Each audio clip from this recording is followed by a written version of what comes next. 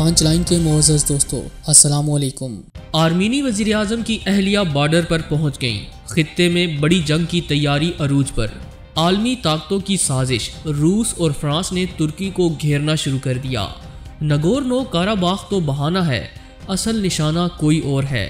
عالمی میڈیا نے آرمینیا کو دہشت گرد قرار دے دیا۔ جنگ میں انتہائی اہم موڑ، کیا خطے میں بڑی جنگ کے بادل مزید گہرے ہو رہے ہیں اور مستقبل قریب میں کیا کچھ ہو سکتا ہے؟ آئیے یہ جان لیتے ہیں۔ تاہم نئے شامل ہونے والے دوستوں سے التماس ہے کہ پانچ لائن کو سبسکرائب کر کے بیل نوٹیفیکیشن بھی آن کر لیں تاکہ آپ تک خطے کی اہم اور تازہ صورتحال بر وقت پہنچ سکے۔ تو آئیے چلتے ہیں موضوع کے اصل حصے کی جانب۔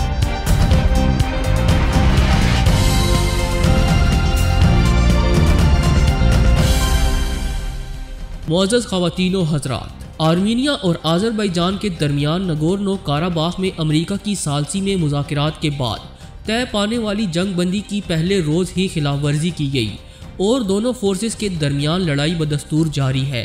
خبر رساں ایجنسی رائٹرز کے مطابق امریکی ثالثی میں طے پانے والی جنگ بندی کا نفاذ پیر کو ہوا اور پہلے روز ہی دونوں ممالک نے ایک دوسرے پر خلاف ورزی کے الزامات عائد کیے۔ آذربائیجان کے صدر الہام علیوف نے ٹیلی ویژن خطاب میں کہا کہ وہ چاہتے ہیں کہ تنازع کا حل سیاسی اور عسکری ذرائع سے نکل آئے، تاہم نگورنو کاراباخ کے میدان سے بڑی ہلاکتوں کی خبریں سامنے آ رہی ہیں۔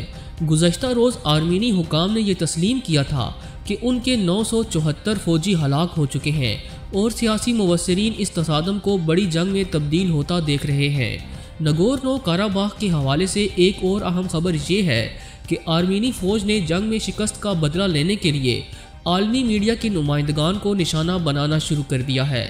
دوستو، اس حوالے سے آذربائیجان کے علاقے میں موجود عالمی اور غیر جانبدار رپورٹرز نے تہلکہ خیز انکشافات کر دیے ہیں۔ اندر کی خبر کے مطابق آذربائیجان کے کنٹرول میں آنے والے علاقے سکاؤ شان میں آرمینی فوج کی طرف سے پھینکا گیا راکٹ اخباری نمائندوں کی گاڑی کے بالکل اوپر سے گزرا، یعنی آرمینیا کی طرف سے شہریوں پر کیے گئے حملوں میں ذرائع ابلاغ کے نمائندوں کو بھی خطرات کا سامنا کرنا پڑ رہا ہے۔ علاقے میں صورتحال کے بارے میں بات کرتے ہوئے ایک اخباری نمائندے نے کہا ہے کہ پریس ٹیموں کے علاقے کو مارٹر گولوں اور راکٹوں سے آرمینی فوج کی جانب سے ہدف بنایا جا رہا ہے۔ حالیہ حملہ آرمینی فوج کے قبضے سے آزاد کروائے گئے علاقے سکاؤ شان میں کیا گیا۔ علاقے سے رپورٹ کی تیاری میں مصروف یورو نیوز ٹیم آرمینی فوج کے پھینکے گئے راکٹ سے بال بال بچی۔ اخباری نمائندوں کی گاڑی اگرچہ معمولی ڈگمگائی لیکن قابو سے باہر نہیں ہوئی۔ راکٹ اس وقت آن کیمرے کی آنکھ میں محفوظ ہو گیا، جس کے بعد عالمی میڈیا نے آرمینی فوج کو دہشت گرد قرار دینا شروع کر دیا ہے اور یہ حقیقت بھی کھل کر سامنے آ چکی ہے کہ آرمینیا کو بڑی طاقتیں سپورٹ کر رہی ہیں، جس وجہ سے نگورنو کاراباخ کا تصادم جنگ میں بدل رہا ہے۔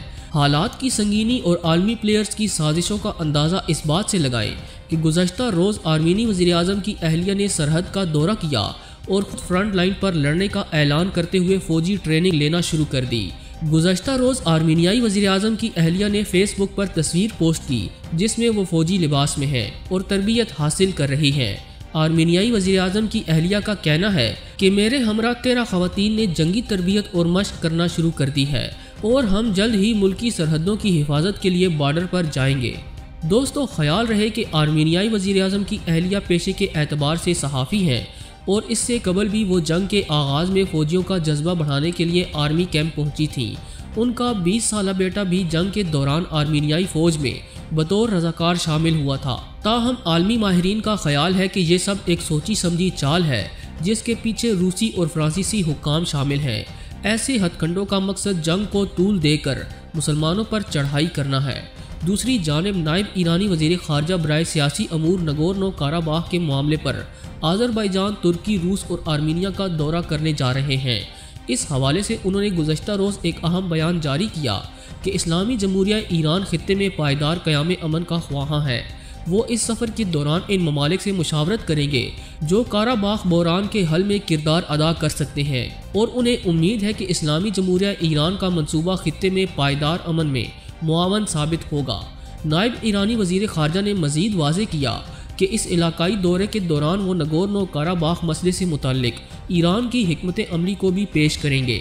انہوں نے اس امید کا اظہار بھی کیا کہ ان کے علاقائی دورے سے قفقاز کے علاقے میں کشیدگی کے خاتمے کا موقع فراہم ہو جائے گا اور علاقے میں امن کا قیام بھی ہوگا۔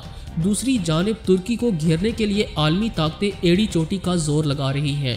ترکی، فرانس اور یونان کے مابین جاری کشیدگی نے یورپی ممالک کو موقع فراہم کیا ہے کہ وہ ترکی کے خلاف مذموم مقاصد حاصل کرنے کی کوشش کریں۔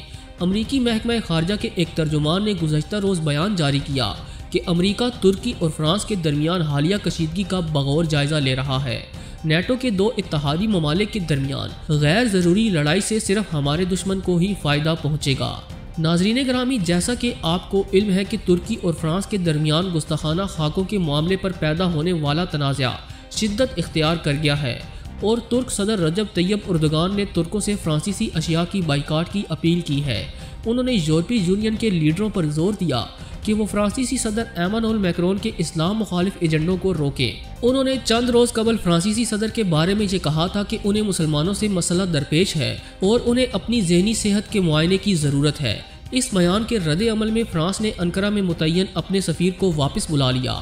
ترک صدر نے سوموار کو ایک بیان میں کہا کہ جس طرح ایمانوئل میکرون یہ کہتے ہیں کہ فرانس میں ترک برانڈ کی اشیاء کی خریداری نہ کی جائے، اسی طرح میں بھی اپنے تمام تر شہریوں پر زور دیتا ہوں کہ وہ کبھی فرانسیسی برانڈ کی مدد نہ کریں اور نہ ہی انہیں خریدیں۔ یورپ میں مسلمانوں کو بالکل اسی طرح کی نسلی تطہیری مہم کا سامنا ہے جس طرح کی مہم دوسری عالمی جنگ سے قبل یہود کے خلاف برپا کی گئی تھی۔ انہوں نے بعض مغربی لیڈروں پر اسلامو فوبیا کا چیمپئن ہونے کا الزام عائد کیا اور انہیں فاشسٹ قرار دیا۔ تاہم ترک صدر رجب طیب اردوغان نے کسی مغربی لیڈر کا نام لیے بغیر کہا کہ آپ حقیقی معنوں میں فاشسٹ ہیں اور آپ کا سلسلہ نازی ازم سے جا کر جڑتا ہے۔ واضح رہے کہ چند روز قبل پیرس کے ایک نواحی اسکول میں فرانسیسی استاد نے اپنی جماعت میں پیغمبر اسلام حضور اکرم صلی اللہ علیہ وآلہ وسلم کے توہین آمیز خاکے دکھائے تھے۔ اس پر ایک چچن نژاد نوجوان طیش میں آ گیا اور اس نے 16 اکتوبر کو اسی فرانسیسی استاد کا سر قلم کر دیا تھا۔ فرانسیسی صدر میکرون نے مقتول استاد کی حرکت کا اظہار رائے کی آزادی کے نام پر دفاع کیا اور اس کو خراج عقیدت بھی پیش کیا۔ انہوں نے اسلامیت علیحدگی پسندی سے جنگ کے عزم کا اظہار بھی کیا، جس پر ترکی سمیت دیگر اسلامی ممالک نے بھرپور رد عمل ظاہر کیا اور فرانس بائیکاٹ کے نام سے مہم جاری ہے۔ دوستو، زمینی حقائق کے مطابق کفار اس وقت مسلمانوں کے خلاف بڑے محاذ کی تیاریوں میں مصروف ہیں اور وہ کوئی موقع ہاتھ سے جانے نہیں دیتے جس سے مسلمانوں کو تکلیف پہنچائی جا سکے۔ اس نازک مرحلے پر مسلم ممالک کا ایک ہونا اشد ضروری ہو چکا ہے۔ اس بات کو تمام مسلم حکمرانوں کو سمجھ لینا چاہیے۔ دوستو، آج کی ویڈیو کے حوالے سے آپ کی رائے کہتی ہے؟ کمنٹ سیکشن میں ہمیں لازمی آگاہ کیجیے گا۔ پوری امید ہے کہ آج کی یہ ویڈیو آپ کو بے حد پسند آئی ہوگی۔ ویڈیو پسند آنے کی صورت میں اسے لائک کرتے ہوئے دیگر دوستوں سے شیئر کریں اور ہمارے چینل کو سبسکرائب کرنا ہرگز نہ بھولیں۔ آج کی ویڈیو میں بس اتنا ہی۔ اگلی ویڈیو تک کے لیے اللہ نگہبان۔